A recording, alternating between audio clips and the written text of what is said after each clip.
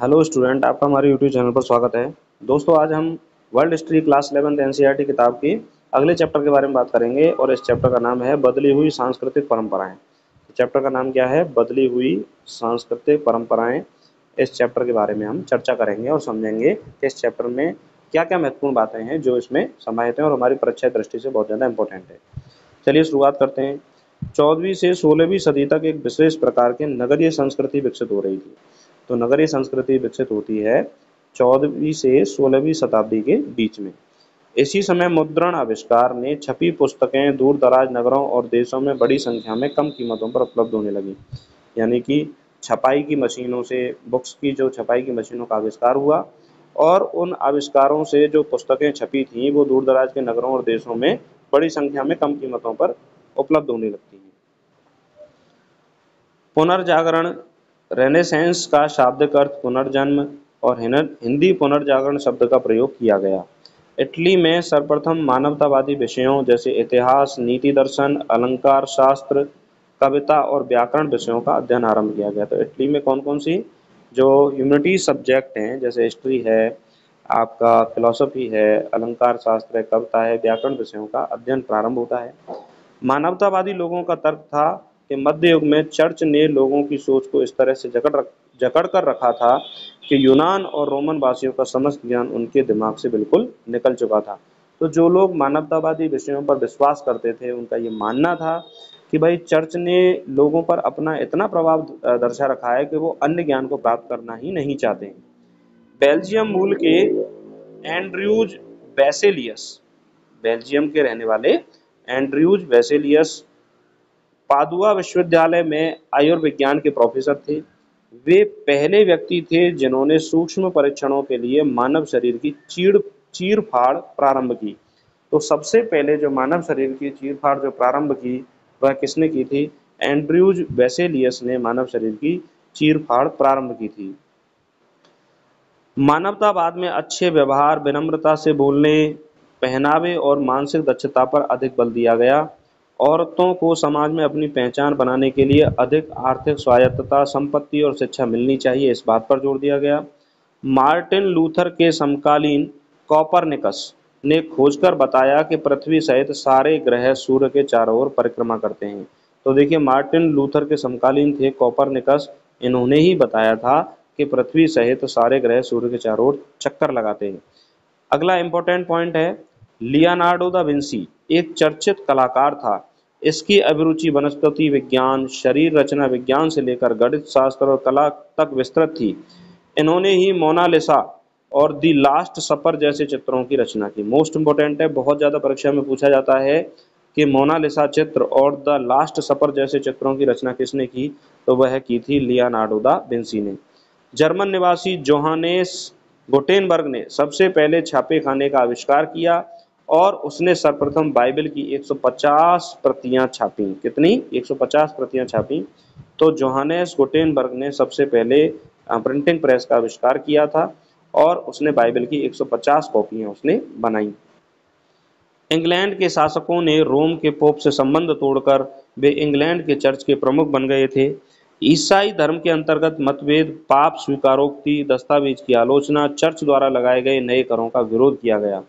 Catholic church ने भी अनेक सुधार किए, सादे जीवन और निर्धनों की सेवा पर जोर दिया। गैलीलियो इटली का एक महान वैज्ञानिक था। कहाँ का था? इटली का। उसने दूरबीन यंत्र का आविष्कार किया और खगोल शास्त्र के अनेक तथ्यों और रहस्यों का पता लगाया। रेशम मार्ग की खोज से इटली के नगर नगर अनेक स्वतंत्र नगर राज्यों के समूह के रूप में अपने आप को देखने लगे। निजी और सार्वजनिक क्षेत्रों का उदय हुआ और बाइजेंटाइन साम्राज्य, इस्लामी देश और 12वीं शताब्दी में मंगोल और चीन के बीच व्यापार बढ़ने से इटली के नगरों का मुख्य रूप से पुनरुत्थान होता है।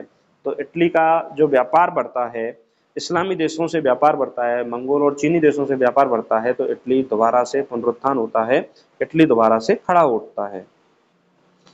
स्पेन में प्रोटेस्टेंट लोगों ने संघर्ष करने के लिए इग्नेशियस लोयोला ने सन 1540 ईस्वी में सोसाइटी ऑफ जीसस नामक संस्था की स्थापना की। तो सोसाइटी ऑफ जीसस नामक जो संस्था की स्थापना है वो किसने की थी? इग्नेशियस लोयोला ने सोसाइटी ऑफ जीसस नामक संस्था की स्थापना की।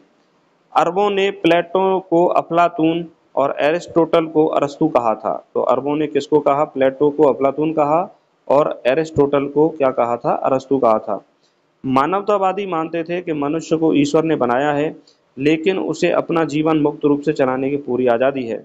मनुष्य को अपनी खुशी इसी विश्व में वर्तमान में ही ढूंढनी चाहिए।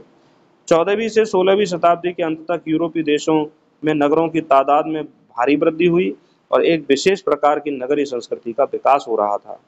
फ्लोरेंस, वेनिस, रोम कला विद्या के केंद्र बन गए। अमीर और अवजात वर्ग के लोग कलाकारों और लेखकों के आश्रयदाता थे। तत्कालीन युग में मुद्रण के आविष्कार से लोगों को दूर स्थित नगरों या देशों से प्रकाशित होने वाली पुस्तकें उपलब्ध होने लगीं। यूरोप में इतिहास की समझ विकसित होने लगी। लोग अपने आधुनिक विश्व की तुलना यूनानी और रोमन प्राचीन दुनिया से करने लगे। प्राचीन रोम साम्राज्य के पतन के पश्चात इटली के राजनीतिक और सांस्कृतिक केंद्र क्या हो जाते हैं? नष्ट हो जाते हैं। 12वीं सदी से जब मंगोलों ने चीन के साथ रेशम व्यापार शुरू किया तो पश्चिमी यूरोपीय देशों के साथ व्यापार भी उसको क्या होता है? बढ़ावा मिलता है, जिससे पुनर्जागरण को क्या है? दोबारा से शक्ति मिलती है और दोबारा से नए नए औद्योगिक परिवर्तन दिखाई देते हैं, नए नए अर्थव्यवस्था में परिवर्तन दिखाई देते हैं।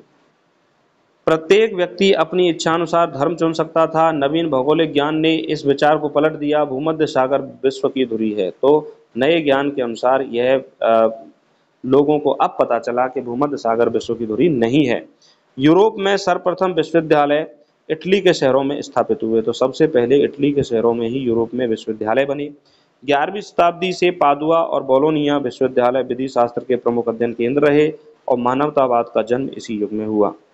अब हम बात करते हैं रोमन साम्राज्य के पतन के बाद यूरोप में अंधकार युग की शुरुआत हुई। 14वीं शताब्दी के बाद यूरोप महाद्वीप में एक नए युग का सूत्रपात हुआ। मानवतावादियों ने आधुनिक शब्द का प्रयोग 15वीं शताब्दी से शुरू होने वाले काल के लिए किया है। तो देखिए, आधुनिक काल जो शब्द का प्रयोग है वो ह्यूमैनिटीज़ वाले जो वैज्ञानिक हैं उन्होंने 15वीं शताब्दी से शुरू होने वाले समय के लिए आधुनिक शब्द का प्रयोग किया है।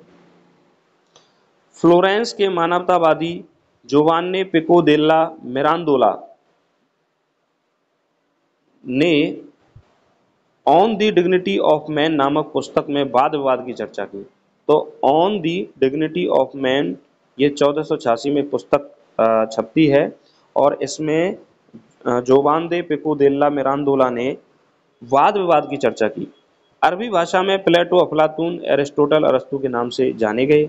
स्पेन के अरबी दार्शनिक इब्न रुश्द, लैटिन में अविरोज, ने दार्शनिक ज्ञान, फैलसुफ और धार्मिक विश्वासों के मध्य रहे तनावों को सुलझाने का प्रयास किया।